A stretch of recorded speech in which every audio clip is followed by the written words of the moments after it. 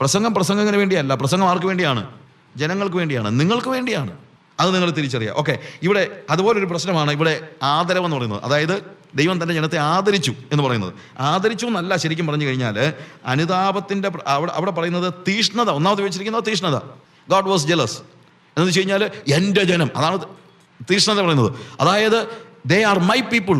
എൻ്റെ ജനത്തെ അപകടപ്പെടുത്തുവാൻ ഞാനിപ്പോൾ വടക്ക് നിന്ന് വന്ന രാജ്യത്തെ സമ്മതിക്കത്തില്ല. കാര്യം അവർ അനുദപിച്ചത് കൊണ്ട് ദൈവം എന്ത് ചെയ്തു? തീഷ്ണത കാണിച്ചു. തീഷ്ണത എന്ന് പറയുന്നത് എന്താണ്? അതായത് I M jealous of my people. ആ ജലസ് എന്ന് പറയുന്നത് എൻ്റെ ജനമെന്നുള്ള ബോധ്യമാണ്. വിട്ടുകൊടുക്കത്തില്ല ഞാൻ. He is jealous of him എന്ന് പറഞ്ഞു കഴിഞ്ഞാൽ എന്താണ്? മറ്റൊരാൾക്കും വിട്ടുകൊടുക്കാത്ത രീതിയിൽ. എന്നാൽ അടുത്തത് പിറ്റി എന്ന വാക്കാണ്. കരുതൽ എന്നല്ല, ആദരവ്, മനസ്സലിവ് എന്നുള്ള വാക്കാണ്. അല്ലാതെ ആദരവല്ല, എന്ത്? ആർദ്രതയാണ് ശരിക്കും പറഞ്ഞാൽ വരേണ്ട വാക്ക്. ദൈവം നമ്മളെ ആദരിക്കുകയല്ല, ദൈവം നമ്മളോട് ആർദ്രത കാണിക്കുകയാണ്, നമ്മളോട് മനസ്സലിവ് കാണിക്കുകയാണ്. അല്ലാതെ ആദരിക്കത്തക്ക രീതിയിൽ ഇതെല്ലാം ആദരവാണല്ലോ. എല്ലാവർക്കും അവാർഡും ഇന്നാരെ ആദരിച്ചു, പത്രം വായിച്ചു നോക്കിക്കഴിഞ്ഞാൽ ഇന്നാരെ ആദരിച്ചു, കഴിഞ്ഞ കാലത്തെ പ്രവർത്തനത്തെ ഓർത്ത് ഇന്നാരെ ആദരിച്ചു അല്ലേ? പത്രത്തിലെ ന്യൂസ് എല്ലാം ആദരവിൻ്റെ കാര്യമാണ്. ആദരവ് എന്താണെന്ന് ചോദിച്ചാൽ അങ്ങനെ നല്ല കാര്യങ്ങൾ പറഞ്ഞിട്ടുണ്ട്, അതുപോലെ അനുസരിക്കുന്നതാണ് ശരിക്കും പറഞ്ഞു കഴിഞ്ഞാൽ ആദരവ്. അല്ലാതെ ഇങ്ങനെ വിളിച്ച് തോളെ കൂടെ ഒരു തുണിയിട്ട് കൊടുക്കുന്നതല്ല, പൊന്നാട.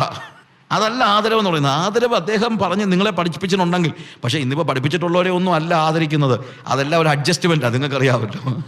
എന്നു വെച്ച് കഴിഞ്ഞാൽ ആദരിക്കണമെങ്കിൽ അങ്ങോട്ട് കാശ് കൊടുക്കണം. ഇപ്പം അങ്ങനത്തെ ലെവലിലേക്കൊക്കെ വന്നിരിക്കുകയാണ്. കഷ്ടം എന്നല്ലാതെ എന്ത് പറയാൻ. കാശ് കൊടുത്ത് അവാർഡ് വാങ്ങിക്കുകയും, ഇപ്പോൾ പണ്ടൊക്കെ അവാർഡ് കിട്ടിയിട്ടുള്ളത് ഇപ്പോൾ നാണംകേടായിട്ട് തോന്നിയിട്ടുണ്ട്. കാര്യം എന്ന് വെച്ച് കഴിഞ്ഞാൽ പണ്ടൊക്കെ അവാർഡ് എന്ന് പറയുമ്പം ആ അവാർഡിൻ്റെ കൂട്ടത്തിൽ ഞങ്ങൾക്കൊക്കെ അവാർഡ് കിട്ടിയ സമയത്ത് ഞങ്ങൾക്കുണ്ടായിരുന്ന അതിനകത്തുള്ള ഒരു ആകർഷണീയത എന്ന് പറഞ്ഞാൽ അതിൻ്റെ കൂട്ടത്തിൽ ഒരു ക്യാഷ് അവാർഡ് കൂടെ ഉണ്ട്. അല്ലാതെ ഇതിൻ്റെ കൂട്ടത്തിൽ കിട്ടുന്ന പലകയല്ല, ഫലകം എന്ന് വിളിക്കുന്ന പലകയല്ല. അതിനേക്കാൾ നമുക്ക് അട്രാക്ഷൻ എന്താ? അതിൻ്റെ കൂട്ടത്തിൽ വല്ല 10,000-10,000 രൂപ കിട്ടുമായിരുന്നു അന്നൊക്കെ. ഇന്നിപ്പോൾ അങ്ങനെയല്ല, 10,000-10,000 മുടക്കിയാലേ ഫലകം കിട്ടത്തുള്ളൂ. അപ്പോൾ വന്ന് പണ്ട് ഇതൊക്കെ വാങ്ങിച്ചതോർത്ത് അതിപ്പോൾ പറയാൻ പോലും നമുക്ക് നാണം കേടാ. കാര്യം ഇപ്പോഴത്തെ ഡോക്ടറേറ്റിൻ്റെ കാര്യം പറഞ്ഞ പോലെ ഇപ്പം PhD ഉള്ളവന് പോലും ഡോക്ടർ നോക്കാൻ മടിയായി വന്നിരിക്കുക. എന്നു ചോദിച്ചു കഴിഞ്ഞാൽ എങ്ങനെയാണ് കിട്ടിയെന്നുള്ളതൊക്കെ ആൾക്കാർ അറിയാൻ തുടങ്ങിയതോടുകൂടെ ഇതാകെപ്പാടെ പ്രശ്നമായി വന്നിരിക്കുകയാണ്. ഉള്ളവന് പോലും, ഒറിജിനലായിട്ട് ഉള്ളവന് പോലും ഇപ്പം അത് പറയാൻ മിണ്ടാതിരിക്കുകയാണ്, ഇല്ലേ? അപ്പോൾ ആദരവ് എന്നല്ല ഇവിടുത്തെ അർത്ഥം. ഇവിടുത്തെ അർത്ഥം എന്താണ്? ആർദ്രത, മനസ്സലിവ്. ദൈവം ആർദ്രത കാണിച്ചു. എന്തുകൊണ്ട് കാണിച്ചു? ദൈവം ആർദ്രത കാണിക്കാനുള്ള കാരണം അവൻ അനുദപിച്ചു എന്നുള്ളതാണ്. അവിടെയാണ് 18 മുതലുള്ള വാക്യങ്ങൾ നമ്മൾ വായിക്കുമ്പോഴത്തേക്ക് ദൈവത്തിൻ്റെ ഭാഗം ദൈവം തുടങ്ങുകയാണ്. അപ്പോൾ മനുഷ്യൻ്റെ ഭാഗത്തു നിന്ന് മനുഷ്യൻ പ്രവർത്തിക്കാനുള്ള കാര്യങ്ങൾ ചെയ്തു. ഒന്ന്, പ്രവാചകൻ പറയുകയാണ്, നിനക്കൊരു അവബോധം ഉണ്ടാകണം. ഇപ്പോൾ മദ്യപിച്ച് മതോന്മത്തനായ ഒരു വ്യക്തിയുടെ ബോധമില്ലായ്മ പോലെയാണ്, നിങ്ങൾ കാര്യങ്ങളെ തിരിച്ചറിയുന്നില്ല. അവബോധം ഉണ്ടാകണം. അവബോധം ഉണ്ടാകുമ്പോൾ നിങ്ങൾ ആരായിരുന്നുവെന്നും ആരാകേണ്ടവരാണെന്നും ഇപ്പോഴാരാണെന്നും ഉള്ള ആ തിരിച്ചറിവിൽ നിങ്ങൾക്ക് അനുതാപം ഉണ്ടാകുന്നു. കാര്യം നിങ്ങൾ ആകേണ്ടതുപോലെ ഇപ്പോൾ ആയി തീർന്നിട്ടില്ല എന്നുള്ള തിരിച്ചറിവ്. അത് നമ്മൾ നേരത്തെ എടുത്തല്ലോ. അപ്പോൾ അവബോധത്തിൽ നിന്നാണ് അനുതാപം ഉണ്ടാകുന്നത്. അനുതാപം ഉണ്ടാകുന്നത് നമ്മുടെ ഇപ്പോഴത്തെ ആ ഡിറ്റീരിയറേഷൻ കണ്ടിട്ടാണ്. ഇപ്പോൾ നമ്മൾ എങ്ങനെ ആയിപ്പോയി എന്നുള്ളതാണ്. എന്നാൽ മാനസാന്തരം ഉണ്ടാകുന്നത് ഇങ്ങനെ പോയാൽ എന്തായിത്തീരുമെന്നുള്ള തിരിച്ചറിവാണ്. അതായത് നമ്മുടെ മുമ്പോട്ടുള്ള യാത്രയിൽ നമ്മുടെ ഡെസ്റ്റിനേഷൻ എന്താണ്, അത് നിത്യ നരകമാണെന്നുള്ള തിരിച്ചറിവുണ്ടാകുമ്പോൾ, പാപികളുടെ വഴിയിലേക്കാണ് പിന്മാറ്റക്കാരൻ്റെ വഴിയും ചെന്നെത്തുന്നത് എന്ന് മനസ്സിലാകുമ്പോഴാണ്, വരാൻ പോകുന്ന ദുരന്തത്തെ കണ്ടിട്ടാണ് ഇവൻ മാനസാന്തരപ്പെടുന്നത്. അല്ലെങ്കിൽ അവൻ അലറിക്കൂവിക്കൊണ്ട് തിരിയുകയാണ്. തിരിഞ്ഞു കഴിഞ്ഞാൽ പിന്നീടുണ്ടാകുന്ന പ്രത്യേകത അനുസരണമാണ്. അപ്പോൾ അവബോധം, അനുതാപം, മാനസാന്തരം, അതിനുശേഷം ദൈവവുമായിട്ടുള്ള ഒരു ഉടമ്പടി, ആ ഉടമ്പടിയുടെ അനുസരണത്തിലൂടെ അവൻ മുന്നോട്ട് പോകുമ്പോൾ ദൈവത്തിൻ്റെ ഭാഗത്ത് നിന്ന് യഹോവ തൻ്റെ ദേശത്തിന് വേണ്ടി തീഷ്ണത കാണിച്ചു, അവൻ മനസ്സലിവ് കാണിച്ചു, ആർദ്രത കാണിച്ചു. എന്നിട്ട് 19-ാം വാക്യത്തിൽ ദൈവം അവനോട് പറയുകയാണ്, എന്താ? യഹോവ തൻ്റെ ജനത്തിന് ഉത്തരമരുളിയത്, ഞാൻ നിങ്ങൾക്ക് ധാന്യവും വീഞ്ഞും എണ്ണയും നൽകും, നിങ്ങൾ അതിനാൽ തൃപ്തി പ്രാപിക്കും. ഞാൻ ഇനി നിങ്ങളെ ജാതികളുടെ ഇടയിൽ നിന്നയാക്കുകയില്ല. വടക്ക് നിന്നുള്ള ശത്രുവിനെ ഞാൻ നിങ്ങളുടെ ഇടയിൽ നിന്ന് ദൂരത്താക്കി വരണ്ടതും ശൂന്യവുമായുള്ള ദേശത്തേക്ക് നീക്കി അവൻ്റെ മുൻപടയെ കിഴക്കേ കടലിലും അവൻ്റെ പിൻപടയെ പടിഞ്ഞാറേ കടലിലും ഇട്ടുകളയും. നോക്കുക, ആ ഭാഗം നമ്മൾ വായിക്കുമ്പോൾ ദൈവം കൺസേൺഡാണ്. അതായത് അനുദപിച്ച് മാനസാന്തരപ്പെട്ട് അനുസരണത്തിൻ്റെ ലോകത്തിലേക്ക് കയറിയ മനുഷ്യനെക്കുറിച്ച് ദൈവത്തിന് ഭയങ്കര കൺസേൺ ഉണ്ട്. അവനെക്കുറിച്ച് ജലസാകുന്നു, അവൻ സീല് കാണിക്കുന്നു, അവനോട് ആർദ്രത കാണിക്കുന്നു, അവൻ്റെ ശത്രുവിൽ നിന്ന് അവനെ, അല്ലെങ്കിൽ ശത്രു കയറി വരാൻ ദൈവം അനുവദിച്ചതാണ്. പക്ഷേ ഇപ്പോൾ എന്താണ്? ശത്രുവിനെ മാറ്റിക്കളയുകയാണ്. എന്തുകൊണ്ട്? അതായത് യഹൂദ്യ ദേശത്തിൻ്റെ വടക്ക് ഭാഗത്താണ് അസീറിയയും. ഒരു പക്ഷേ ഇത് അസീറിയ ആകാം, അതല്ലെങ്കിൽ ബാബിലോൺ ആകാം. ശരിക്കും അസീറിയ ആകാനാണ് നമ്മുടെ, അതായത് ഞാൻ പറഞ്ഞല്ലോ, യോവേലിൻ്റെ പ്രവചനം എക്സാക്ട്ലി ഏത് കാലഘട്ടത്തിലാണ് എഴുതിയെന്നുള്ളത് നമുക്ക് അറിയാൻ കഴിയുന്നില്ല. പക്ഷേ നമ്മൾ പഠിച്ചതുപോലെ ആണെങ്കിൽ ഇത് അശ്ശൂറാകാം, അതല്ല കുറെ കൂടെ കഴിഞ്ഞിട്ടാണെങ്കിൽ ഇത് ബാബിലോൺ ആകാം, എന്തുമാകാം. പക്ഷേ വടക്ക് നിന്ന് വരുന്ന ആ ജനത്തിൻ്റെ പ്രത്യേകതകൾ, അതുകൊണ്ടാണ് വടക്ക് നിന്ന് പറയാനുള്ള ഒരു കാര്യം ഉണ്ടാകുന്നത്. പക്ഷേ ഇസ്രായേൽ ഒരിക്കലും ബാബിലോണിൻ്റെയോ അസീറിയയുടെയോ ഒന്നിൻ്റെയും കീഴിലാകുന്നതിന് മുമ്പാണ് ഈ പ്രവചനം നടക്കുന്നത് എന്നുള്ളതാണ് നമുക്ക് പൊതുവെ മനസ്സിലാക്കാനായിട്ട് പറ്റുന്നത്. അപ്പോൾ ഇവനെ ഒരു പാഠം, അതായത് ഈ ദുരന്തങ്ങളെല്ലാം ദൈവം വരുത്തിയത് എന്തിനു വേണ്ടിയാണ്? നമ്മൾ ഇപ്പം പറയുന്നത് ഈ ദുരന്തം എല്ലാം മാറ്റുമെന്നാണ്. അതായത് അവിടെ പറയുന്നത്, ഞാൻ നിങ്ങൾക്ക് ധാന്യവും വീഞ്ഞും എണ്ണയും നൽകും, നിങ്ങൾ തൃപ്തി പ്രാപിക്കും. എന്തുകൊണ്ടാണ് ഈ ദുരന്തങ്ങൾ? ഞാൻ പറഞ്ഞല്ലോ, ദുരന്തമായിരുന്നു ദൈവത്തിൻ്റെ ഒരു ലാംഗ്വേജ്, അവസാനം വന്ന ലാംഗ്വേജ്. പക്ഷേ ഇപ്പോൾ പറയാണ്, ഇനിയിപ്പോൾ ദുരന്തം നിങ്ങൾക്ക് വരുത്തത്തില്ല. എന്തുകൊണ്ട് വരുത്തത്തില്ല? നിങ്ങൾ പാഠം പഠിച്ചു കഴിഞ്ഞപ്പോൾ ദൈവം സ്ഥിതിക്ക് മാറ്റം വരുത്തിയാണ്. കാര്യം, സ്ഥിതിക്ക് മാറ്റം വരുമ്പോൾ ആദ്യം വരുന്നത് എന്താണെന്ന് അറിയാമോ? ധാന്യവും വീഞ്ഞും ഒക്കെയാണ്. എന്താണെന്ന് ചോദിച്ചാൽ, ആത്മാവിനെ പകരണമെങ്കിൽ ഒരു ശരീരം വേണമല്ലോ. അപ്പോൾ അതുകൊണ്ട് ഇവൻ എന്ത് ചെയ്യുന്നു? ഈ ധാന്യവും വീഞ്ഞും അവന് നഷ്ടമായിരുന്നു. അവൻ്റെ, അതായത് ഇപ്പോഴത്തെ സ്റ്റേജ് വെച്ച് നോക്കിക്കഴിഞ്ഞാൽ അവർക്ക് ജീവിക്കാൻ മാർഗ്ഗമില്ലാതെ, കഴിക്കാൻ മാർഗ്ഗമില്ലാതെ, കുടിക്കാൻ മാർഗ്ഗമില്ലാതെ ആകപ്പാടെ തകർന്നിരിക്കുന്ന ഒരു സ്റ്റേജിൽ കർത്താവ് എന്ത് ചെയ്യുന്നു? ആദ്യമായിട്ട് ഒരു സൂത്തനിങ് ആയിട്ട് പറയാണ്, കുഴപ്പമില്ല, നിങ്ങൾക്ക് ഇപ്പോൾ ധാന്യവും വീഞ്ഞും ഉണ്ടാകുന്നു. ദൈവത്തിൻ്റെ ഇടപെടലിൻ്റെ പ്രത്യേകത അതാണ്. എന്നാൽ ധാന്യവും വീഞ്ഞും കൊടുക്കുക എന്നുള്ളതല്ല ദൈവത്തിൻ്റെ ആത്യന്തിക പദ്ധതി. ദൈവത്തിൻ്റെ പദ്ധതി എന്താണ്? ഞാൻ സകല ജഡത്തിന്മേൽ എൻ്റെ ആത്മാവിനെ പകരും. എന്നാൽ ഇവരോട് ഇടപെടുവാനായിട്ട് അവരുടെ ഫിസിക്കലായിട്ടുള്ള അവരുടെ ബലഹീനതയുടെ സമയത്ത് അവരെ സഹായിക്കാൻ കർത്താവ് തയ്യാറുള്ളവനാണ്. 5 അപ്പം കൊണ്ട് 5000 പേരെ പോഷിപ്പിക്കുമ്പോൾ യോഹന്നാന്റെ സുവിശേഷം 6-ാം അധ്യായത്തിൽ കർത്താവ് പറയാണ്, ഇവരെ വിശക്കുന്നവരായിട്ട് മടക്കി വിടാൻ എനിക്ക് മനസ്സില്ല. അപ്പോൾ വിശക്കുന്നവനോട് കർത്താവിന് തീർച്ചയായിട്ടും മനസ്സലിവുണ്ട്. പക്ഷേ വിശക്കുന്നവന് ഭക്ഷണം കൊടുത്തിട്ട് പിറ്റേ ദിവസവും ഭക്ഷണത്തിന് വേണ്ടി അവൻ വന്നപ്പോൾ ഇന്ന് ഭക്ഷണം ഇല്ല എന്ന് പറഞ്ഞു. നമ്മുടെ പ്രശ്നം, ഒരിക്കൽ ദൈവം ഭക്ഷണം തന്നാൽ പിന്നെ ഭക്ഷണത്തിൻ്റെ പിന്നാലെയാണ് നമ്മുടെ സകല യാത്രയും. അവിടെയാണ് പ്രശ്നം. അതാണല്ലോ നമ്മൾ കാണുന്നത്. യോഹന്നാന്റെ സുവിശേഷം 6-ാം അധ്യായം നമ്മൾ കാണുന്നത് അതാണ്. ഒരു ദിവസം കർത്താവ് ഭക്ഷണം കൊടുത്തു, പിറ്റേ ദിവസം അവർ വരുന്നത് തന്നെ ഭക്ഷണം തിരക്കിയാണ്. ഇതിനകത്ത് തന്നെ ഏറ്റവും അത്ഭുതപ്പെടുത്തിയ കാര്യം, ഇവരിൽ ഒരാൾ പോലും ഭക്ഷണം പ്രതീക്ഷിച്ചല്ല തലേദിവസം വന്നതെന്നുള്ളതാണ്. കർത്താവിൻ്റെ വചനം കേൾക്കാനാണ് ആദ്യം വന്നത്. അന്ന് അവർക്ക് ഭക്ഷണം കൊടുക്കാമെന്ന് പറഞ്ഞില്ലല്ലോ, നോട്ടീസിൽ അടിച്ചിരുന്നില്ലല്ലോ, യോഗാനന്തരം ഉച്ചഭക്ഷണം ക്രമീകരിക്കുന്നതാണെന്നൊന്നും എഴുതിയിട്ടൊന്നുമില്ലായിരുന്നല്ലോ. വിശന്നിരുന്ന് വചനം കേൾക്കാൻ തയ്യാറുള്ളവരായിരുന്നു അവര്. പക്ഷെ ഒരു ദിവസം ഭക്ഷണം കിട്ടിയപ്പോൾ പിറ്റേ ദിവസം അവർക്ക് വചനം വേണ്ട, ഭക്ഷണം മതി. അപ്പം നിന്ന് തൃപ്തരായതുകൊണ്ടാണ് നിങ്ങൾ എന്നെ അന്വേഷിക്കുന്നത്. ഇത് നമ്മൾ സമൂഹത്തിൽ പഠിക്കേണ്ടതായ ഒരു വലിയ പാഠമാണ്. എപ്പോഴും ജനങ്ങളുടെ മനസ്സലിവിൽ കർത്താവ് ഇടപെട്ടതുപോലെ നമ്മൾ മനസ്സലിവിൽ, ഞാൻ പലപ്പോഴും പല സ്ഥലങ്ങളിലും പോകുമ്പോഴത്തേക്ക് എന്നോട് ആളുകൾ പറഞ്ഞിട്ടുണ്ട്, സാജു ഈ പൈസ കൊടുത്ത് അവരെ പഠിപ്പിക്കരുതെന്നൊക്കെ. ശരിക്കും അതൊരു വലിയൊരു കാര്യമാണ്, പൈസ കൊടുത്ത് പഠിപ്പിക്കരുത്. പക്ഷേ ചില സമയത്ത് നമ്മൾ കൊടുത്തു പോകും. പൈസ അല്ല, ഇവരുടെ പട്ടിണിയും മറ്റുള്ള കാര്യങ്ങളും കാണും. പ്രത്യേകിച്ച് ആഫ്രിക്കയിലൊക്കെ ആണെങ്കിലും മറ്റുള്ള സ്ഥലങ്ങളിലൊക്കെ നമ്മൾ സഹായിച്ച് പോകും. അതുപോലെ കഷ്ടതയും ദുരിതവും അനുഭവിക്കുന്നവരായ ആളുകൾ.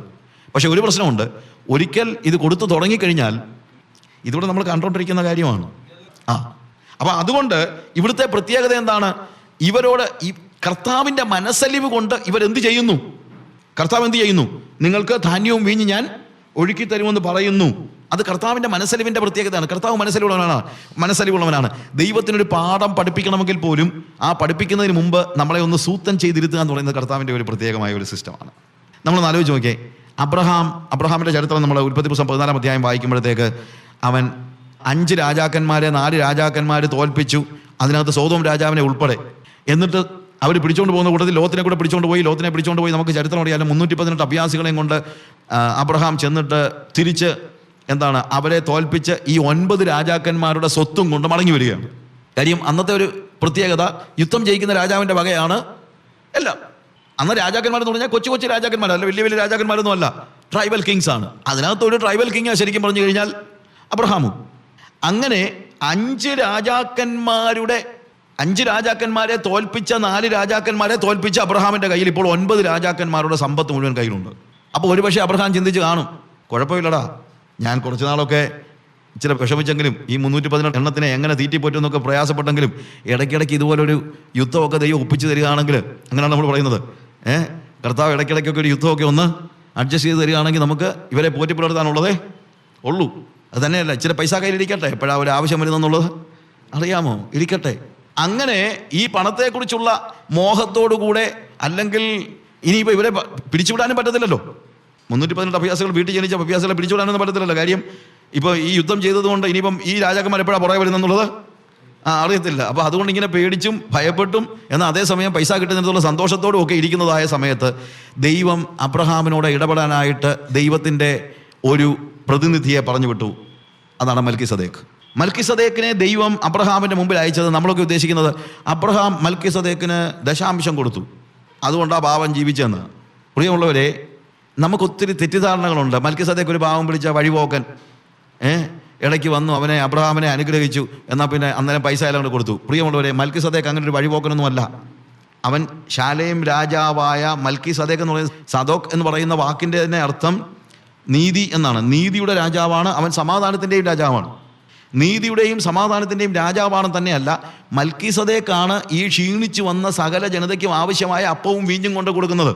318 അഭ്യാസികൾ ഉൾപ്പെടെ, അതിൻ്റെ കൂട്ടത്തിൽ വന്ന 4-5 രാജാക്കന്മാരുടെ ജനങ്ങൾ ഉൾപ്പെടെ എത്രയോ 1000 ആളുകൾക്ക് അപ്പവും വീഞ്ഞും കൊടുക്കത്തക്ക രീതിയിൽ സമ്പന്നനായിരുന്നു മൽക്കിസദേക്ക്. നിങ്ങൾ മനസ്സിലാക്കണം.